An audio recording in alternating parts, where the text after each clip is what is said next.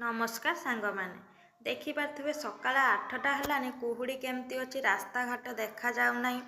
मो पुओ सका उठी मत कहूँ मामा तमें मो पाई आज पिठा करदब मु खाइबी। मु कहली ठीक अच्छे तुम्हें ऑर्डर देव आ पुणी पिठा हेनी।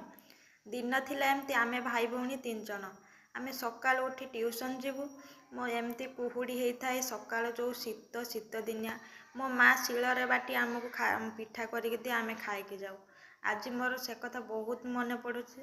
से जहाँ भी हो मो पुओ मो पाखरे बसी मत कहूँ कि मामा शीघ्र शीघ्र कर पिठा खाइबी मत भोक लगिलानी। तो मु कहली किसी समय रुह पिठा हो जाओ। पिठा तो हो गला पुणी ठंडा हेले तो पुणी खाइब। तापर मो पुओ कहूँ ठीक अच्छे मामा ताले आमे चल टीवी देखा। मु कहली ठीक अच्छे आमे 2 जन मिसी टीवी देखा ता भीतर पिठा ठंडा हो तमें खाइब। माँ पुओ बसी टीवी देखु देखु सांगे सांगे मो पुओ मो पाखरे गायब कहीं सी बाहर जाकि साइकिल चलाऊला। तापर मु ता पाखक नहीं गली ताको बुले बुले खुआई देउथली। जेहेतु ता देह भल नथिला ताको मेडिसिन खाइबार थिला मु ताको बुझेइकी ताको मेडिसिन खुआई देइथिली। देखुना से केमती खुशी खुशी मेडिसिन खाऊची।